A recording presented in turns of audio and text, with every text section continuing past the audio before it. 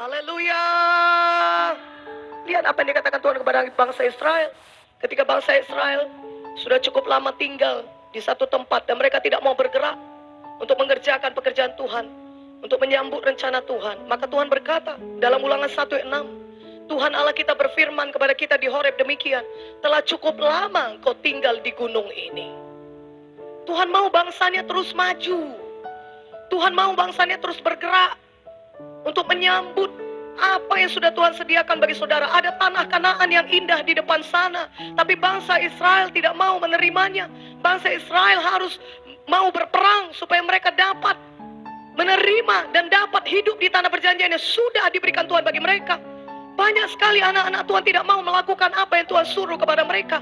Padahal ada hidup yang jauh lebih baik, rencana Tuhan yang indah berada di depan saudara, menunggu saudara. Dan Tuhan datang berkata kepada saudara, mari anakku kerjakan ini, lakukan perintahku, lakukan kehendakku. Dan tahukah saudara, kalau saudara mau melakukannya, maka berkat Tuhan yang besar, rencana Tuhan yang indah digenapi dalam hidup saudara. Haleluya.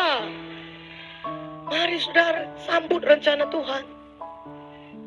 Good idea. Apa itu? Ide-ide yang bagus akan tetap kalah dengan God's idea. Ide-idenya Tuhan akan jauh lebih hebat rencana Tuhan daripada semua ide-ide baik saudara. Karena Dia yang menciptakan saudara. Dia sudah sediakan yang terbaik bagi saudara. Kasih setianya kekal bagi saudara. Dia tahu yang paling indah bagi hidup saudara. Karena itu patuhilah firman Tuhan. Kerjakan apa yang disuruh Tuhan. Jangan dikeraskan hati ini saudara memakai kepintaran manusiawi. Dan berpikir bahwasannya kita tahu apa yang terbaik bagi kita. Padahal ada perintah Tuhan tidak kita turuti. Saudaraku, kalau kita mentaati perintah Tuhan, maka kita yang berbahagia. Haleluya. Haleluya.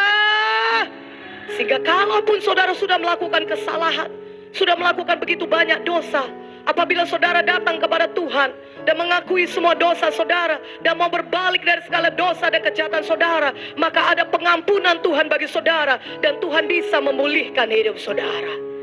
Tuhan bisa membawa saudara kepada kegenapan rencana yang indah dalam hidup saudara. Itulah sebabnya Tuhan berkata Ibrani 10:38, tapi orangku yang benar akan hidup oleh iman. Tetapi apabila mereka mengundurkan diri, maka aku tidak berkenan kepadanya. Itulah sebabnya saudaraku, Tuhan mau saudara terus maju. Dengan pertama sekali saudara maju dengan meminta ampun terlebih dahulu kepada Tuhan. Dan tidak menjadi terpuruk karena dosa saudara. Tidak menjadi tertuduh terus karena dosa saudara. Tidak menjadi tertekan terus karena kesalahan saudara.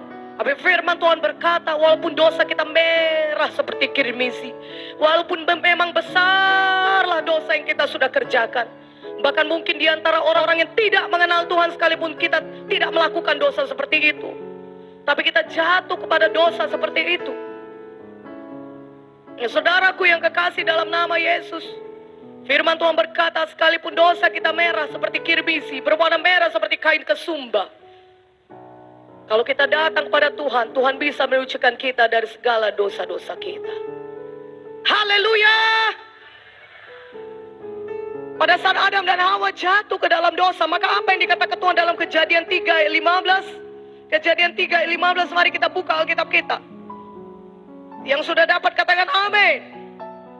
Tuhan berkata, aku akan mengadakan permusuhan antara engkau dan perempuan ini, antara keturunanmu dan keturunannya. Keturunannya akan meremukkan kepalamu, dan engkau akan meremukkan tumitnya. Nah, saudara lihat, Tuhan sudah menyediakan satu rencana keselamatan, bahwasanya nanti Yesus akan datang mati, menyerahkan nyawanya, mencurahkan darahnya untuk menebus manusia dari dosa.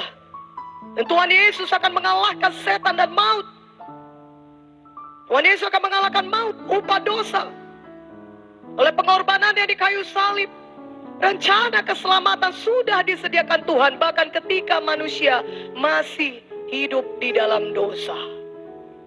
Adam dan Hawa masih hidup dalam dosa, mereka jatuh dalam dosa dan mereka masih ada di dalam dosa. Tapi Tuhan, Allah Bapa, Tuhan Yesus, Roh Kudus sudah menyediakan rencana keselamatan bagi umat manusia. Begitulah hebatnya kasih Tuhan bagi kita, sudah. Begitulah luar biasanya Tuhan Yesus itu menyediakan rencananya bagi kita yang indah bagi kita, bahkan ketika kita masih berdosa. Karena itu saudara, kalau Tuhan Yesus menyediakan rencana ketika kita masih berdosa, kalau saudara menyadari dosa-dosa saudara datang kepada Tuhan, pastilah Tuhan mengampuni saudara dan menyucikan saudara dari dosa-dosa saudara.